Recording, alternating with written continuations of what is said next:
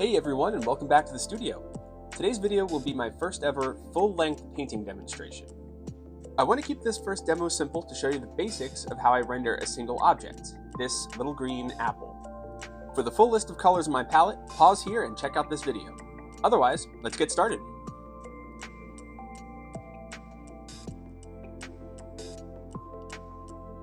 Before I start painting, I'll begin by spreading a small amount of medium onto my panel. This helps the brushstrokes flow more smoothly onto the surface. I'll grab just a small amount in my brush and spread it thinly over the entire panel. Once the surface is prepared, I'll use my size 0 filbert to load up just a touch of medium, and I'll begin mixing a color to start my drawing. I like to use burnt umber and ivory black for this.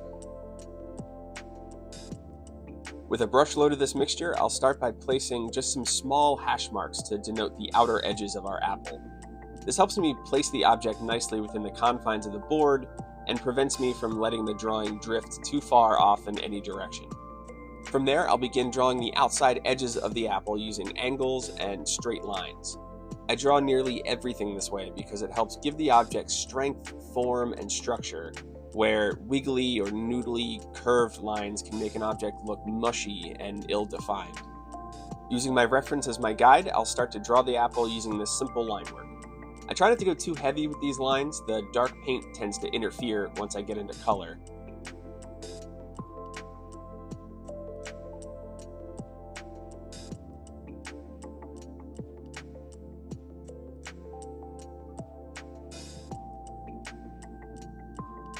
You'll see I actually erase a heavy segment on the top of the drawing using a paint eraser tool. With the border of the apple drawn, I'll draw the shape of its cast shadow on the table surface.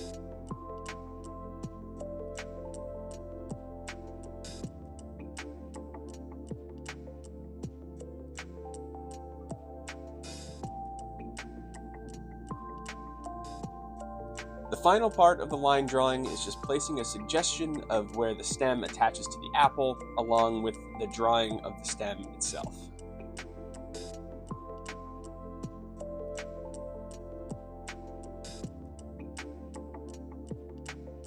I'll then do a quick block in of the dark cast shadow using the same mixture of burnt umber and ivory black.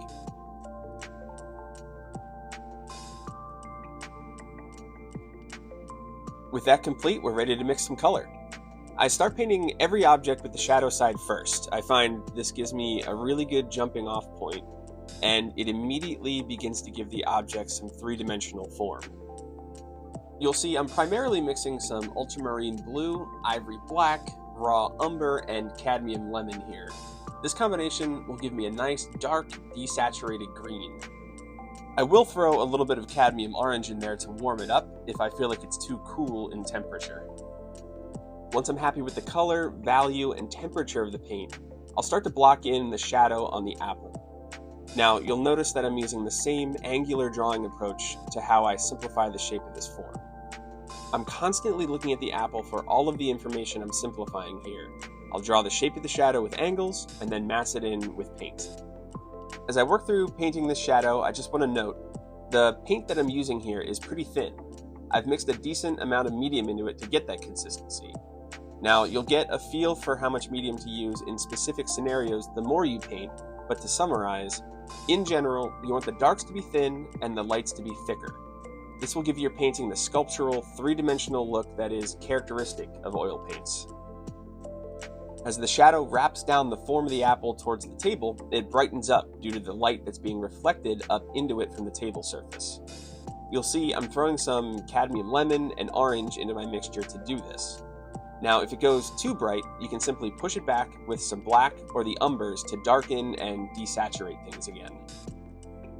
Keep in mind, when painting reflected light, it's all in the darker ranges of value in the painting.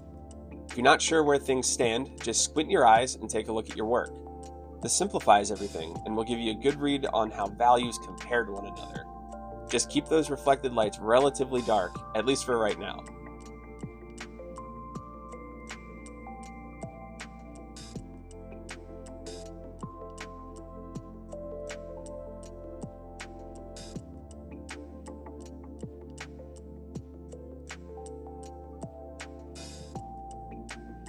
With the shape of the shadow blocked in and a sense of the reflected light represented, it's time to start working into our midtones and our lights.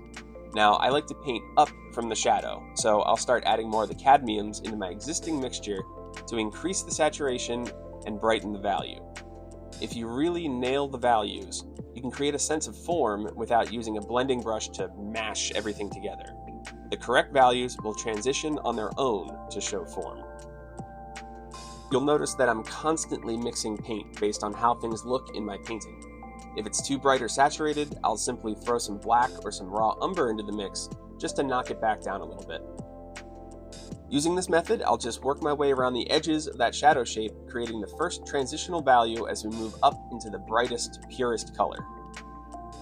A simple way to describe my approach is to say that I like to simplify form into bands of color, or, more importantly, value. Working up from the shadow, I'll consistently start to increase the saturation and brighten the value in these bands as the form approaches the highlight and the purest color in the midtones.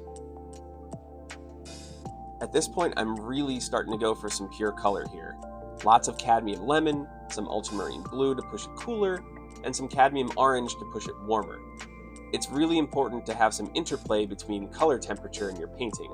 It's not only what I see in the apple itself, but it just creates a more interesting painting overall. As we get into these brightest and purest colors, you'll notice that I'm not mixing as much medium into the paint. This again creates a sculptural feel to the painting. Thicker lights, thinner darks. Just a quick note on the colors that I'm using here. This is primarily cadmium lemon with some touches of black or blue.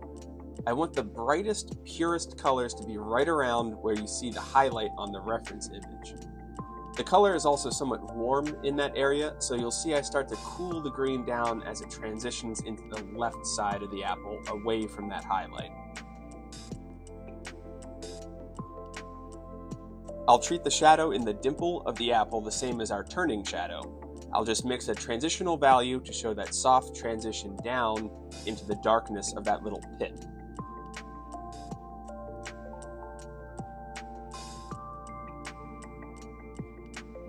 As I continue mixing paint and rendering here, I want to draw your attention to the pools of paint on my palette. Whenever I make an adjustment to color or value, I make sure to add color directly into the existing pool of paint, but preserving some of that original mixture. This gives me a roadmap to follow as I push and pull things around. I always have a quick reference to compare and contrast values and the saturation of the paint that I'm mixing. The entire painting basically exists right there on my palette the whole time. It just takes some of the guesswork out of things if you find you need a color or value that you've already used.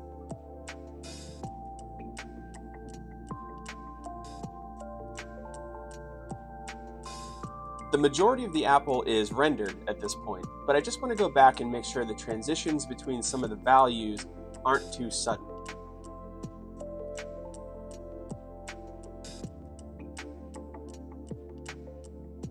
And while I'm thinking about it, I just soften the edge of the shadow by the stem.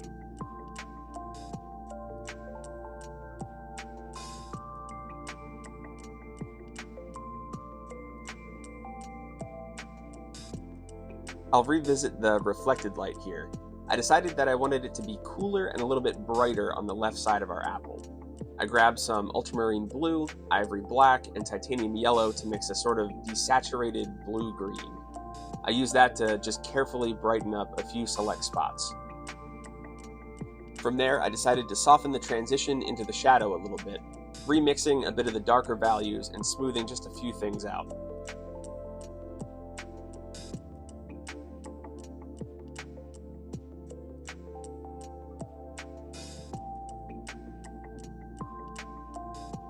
Then I brighten up the reflected light on the right side, making sure to keep it warmer than the left. Again, just a note on the colors here, to warm up this green, I'll add a touch of cadmium orange and raw umber instead of cadmium lemon or black and blue.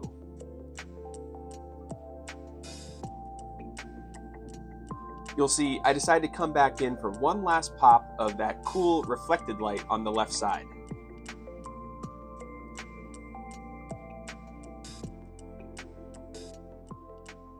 Once I'm happy with that, it's time for the highlight. A touch of white and titanium yellow will give us that bright, shiny, specular highlight.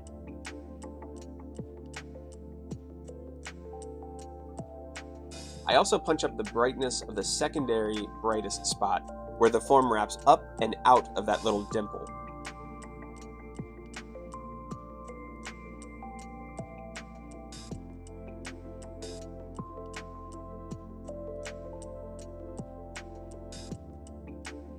Next, I'll paint the stem. This one is pretty dark, so I'll just grab some burnt umber and some ivory black to mass it in.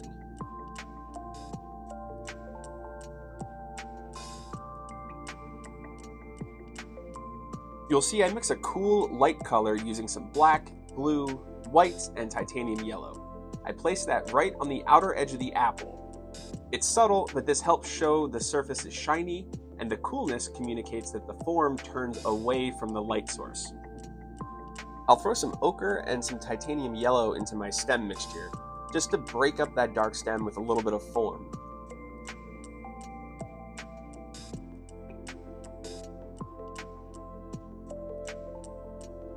I noticed here that the edge of our turning shadow is a little harsh, so I come back in to soften that up just a bit before calling this apple complete.